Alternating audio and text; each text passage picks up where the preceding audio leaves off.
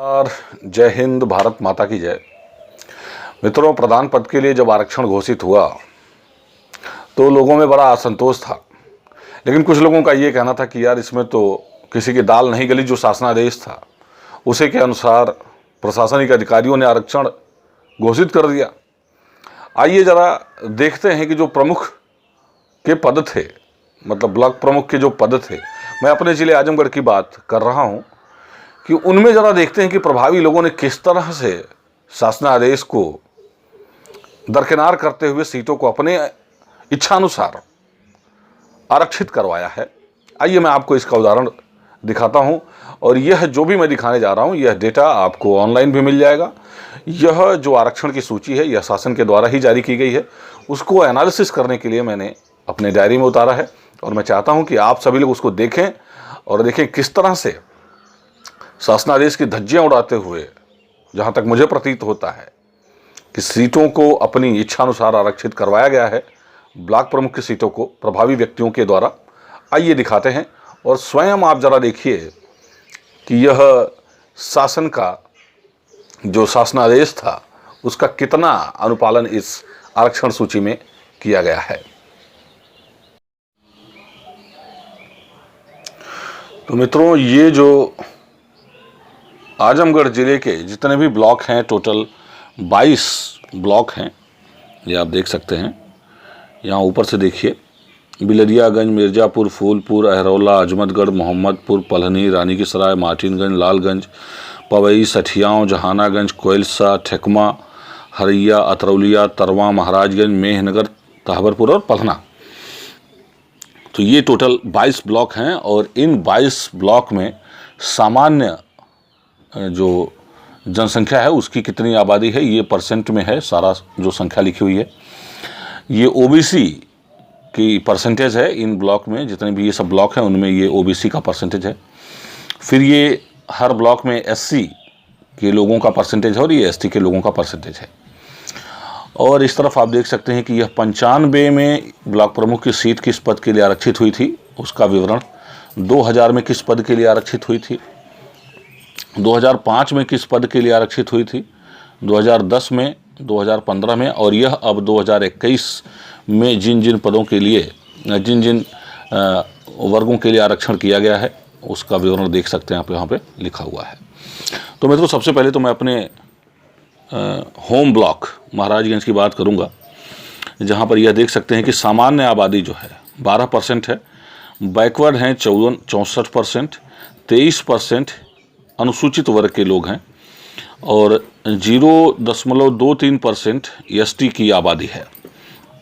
यह महाराजगंज के ब्लॉक प्रमुख की सीट 1995 में ओबीसी महिला के लिए, फिर 2000 में ओबीसी महिला के लिए, 2005 में ओबीसी, 2010 में जो है यह जनरल वर्ग के लोगों के लिए आरक्षित की गई थी, और यह देखिए 2015 में अनुसूचित वर्ग के लोगों के लिए आरक्षित की गई थी, और अब 2021 में ओबीसी महिला के लिए इसको आरक्षित किया गया है।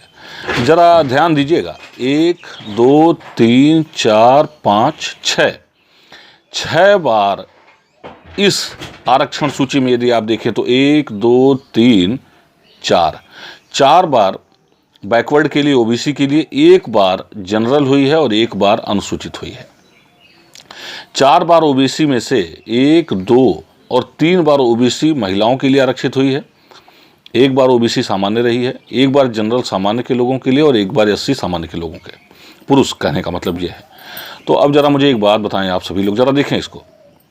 यदि ओबीसी हो गया, ओबीसी महिला, पुनः ओबीसी, चक्रानुक्रम का कहीं पालन नहीं हुआ, लगातार सीटों को ओबीसी किया गया, पुनः इसको 2010 में जनरल किया गया और 15 में एससी कर दिया गया। तो यहाँ पे तो चक्रानुक्रम हो गया कि चलिए ओबीसी था, जनरल हुआ, एससी हुआ। अगर इस क्रम के अनुसार जाएं तो इस सीट को 100% या तो महिला होना चाहिए था, या एससी वर्ग की महिलाओं के लिए आरक्षित होना चाहिए था। ओबीसी महिला का पुनः आरक्षण करना, यह शासनादेश की पोल खोलता है कि किस तरह प्रभावी लोग जो ब्लॉक प्रमुख रहते आए हैं उन्हीं के प्रभाव में यह सीट पुनः ओबीसी महिला कर दी गई है, जैसा कि आप देख सकते हैं। इसी तरह से एक और ब्लॉक का मैं दिखाना चाहूँगा आपको। ये देखिए पलना ब्लॉक की जो आबादी है 16% सामान्य लोग हैं, 55% पिछड़े लोग हैं, 28% अनुसूचित हैं और लगभग आधा % एसटी वर्ग के लोग हैं। ज़रा देखिएगा पलना में 1, 2, 3 मतलब 95, 2000 और 2005 3 बार ये सीटें सामान्य हुई। चौथी बार ये सीट एससी महिला हुई, 5वीं बार ओबीसी हुई और फिर सामान्य हो गई।